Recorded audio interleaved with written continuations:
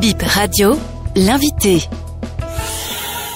Bonjour Jean-Luc Aplogan, je suis Mario Metonou, je suis le procureur spécial près la Cour de répression des infractions économiques et du terrorisme. Vous venez de clôturer les sessions criminelles ou la session criminelle de la Criette. Qu'est-ce qu'une session criminelle? C'est une série d'audiences consacrées au jugement des infractions les plus graves, des infractions qualifiées crimes au terme de notre législation. C'est ce qui a remplacé ce que nous connaissions sous la dénomination de la Cour d'assises. Une réforme législative a fait que désormais, les cours d'assises ont été remplacés par des sessions criminelles aussi bien en première instance qu'au niveau des chambres d'appel. Pourquoi on fixe un délai pour une session criminelle? Est-ce qu'il n'y a pas le risque des jugements expéditifs? Pas du tout, parce que en général, ces dossiers arrivent devant la session criminelle après une longue période d'instruction. Quand on va à la session criminelle, on connaît à peu près les charges qui sont retenues contre chacun. Les accusés savent exactement ce qu'on leur reproche, les éléments de la procédure qui sont à charge, les éléments qui sont à décharge. Les avocats ont eu le temps de se préparer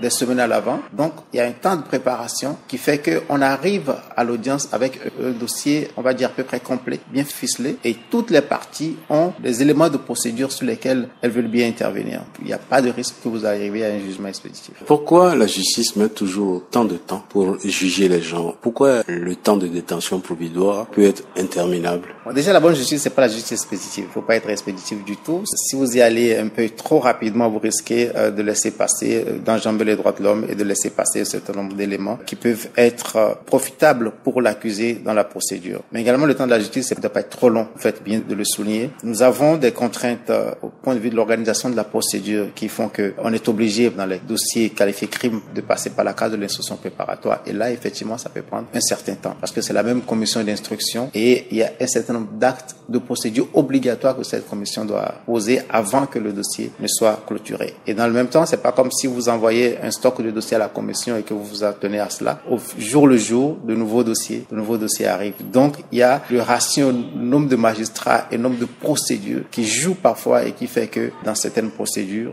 surtout quand c'est des procédures complexes, on prend du temps. Mais c'est toujours un temps utile pour que la bonne justice passe. Vous comprenez les détenus qui se plaignent du temps qu'ils passent en prison? Ah oui, ben ils ont totalement raison. Vous pouvez rien faire pour corriger ça? On y travaille pour que le délai du traitement des procédures soit un délai raisonnable, ni trop long, ni trop court, mais raisonnable. Quelles sont aujourd'hui les nouvelles infractions? Je ne sais pas si on a de nouvelles infractions. Terrorisme, par exemple. Le terrorisme faisait partie des infractions pour lesquelles la Criette a reçu compétence dès 2018. Mais il n'y avait pas autant de clients, je veux dire, clientes qui veulent.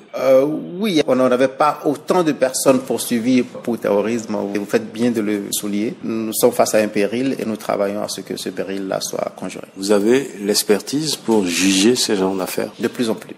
Il y a des formations qui sont organisées, il y a des séminaires, il y a des échanges de bonnes pratiques. Il y a quelques-uns qui ont été jugés à l'occasion de cette session criminelle. Est-ce qu'il y en a encore d'autres qui sont dans les prisons et qui attendent leur procès? Oui, effectivement, il y a un certain nombre qui sont dans nos maisons d'arrêt, dans les prisons civiles, en attente de jugement. Le dossier devant la commission d'instruction de la Cour de répression des infractions économiques et du terrorisme. La première session criminelle a été consacrée presque exclusivement au dossier du terrorisme. Nous avons jugé un certain nombre de personnes il y en a eu qui ont été acquittées, mais il y a beaucoup qui ont été condamnés. Les condamnations allaient de 10 à 30 ans de réclusion criminelle. Justement, est-ce que parfois la Criette n'a pas la main trop lourde? Écoutez, si vous participez à une action terroriste et que vous mutilez des gens, que vous égorgez des gens, que vous tirez sur des militaires et que à la fin vous êtes reconnu coupable et qu'on vous condamne à 30 ans de réclusion criminelle, je ne pense pas que ce soit trop. On dit que quand on entre à la Criette, on n'a aucune chance de s'en sortir. Est-ce qu'il vous arrive d'acquitter des gens à la Criette? Je vais vous demander de faire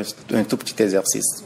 On a en moyenne 4 audiences au niveau de la chambre de jugement par semaine. Lundi, mardi, mercredi, jeudi. Choisissez n'importe laquelle de ces audiences-là. Arrivez, installez-vous dans la salle autour de 8h30. Ça vous permet d'assister au début des audiences. Et le début de l'audience, c'est le moment où le juge vide son délibéré. Vous ferez le calcul, vous ferez le constat vous-même et vous me direz s'il y a des acquittements ou pas. Mais vous serez surpris du résultat. Vous avez des statistiques? Faites l'exercice, c'est ouvert. Mais est-ce qu'une juridiction doit faire peur? Alors, est-ce que la Criette fait peur? Je ne crois pas. Il y a une majorité de nos concitoyens qui n'a pas du tout peur de la Criette. Je pense qu'il y a des gens au Bénin qui ne connaissent pas la juridiction. Simplement parce que c'est des personnes qui ne sont pas dans des situations où elles sont en conflit avec la loi. Par contre, si vous êtes décidé à développer des comportements où vous détournez les deniers publics, où vous commettez un certain nombre d'actes qui sont contraires à la loi, vous avez certainement quelques craintes à avoir. La politique pénale du gouvernement, la politique pénale du garde des Sceaux que nous appliquons ici, c'est celle qui veut qu'on soit, on va dire, intraitable vis-à-vis des infractions des délinquants à col blanc. Et ces délinquants à col blanc, c'est quoi? C'est ceux qui sont dans les crimes économiques, ceux qui commettent une infraction, non pas de survie comme dans la délinquance à col bleu, c'est des délits, c'est des infractions de confort. Le crime économique, c'est un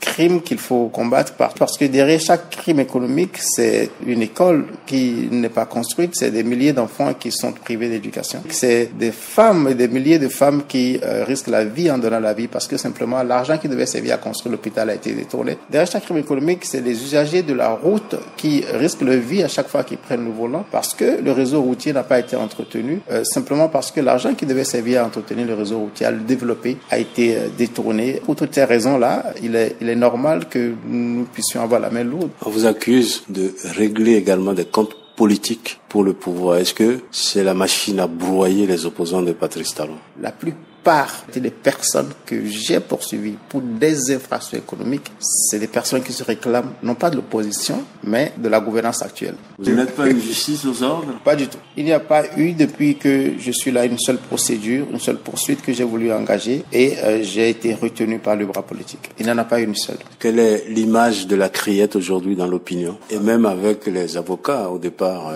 c'était une institution qui était boudée, contestée. Alors, notre image, c'est à vous à me le dire.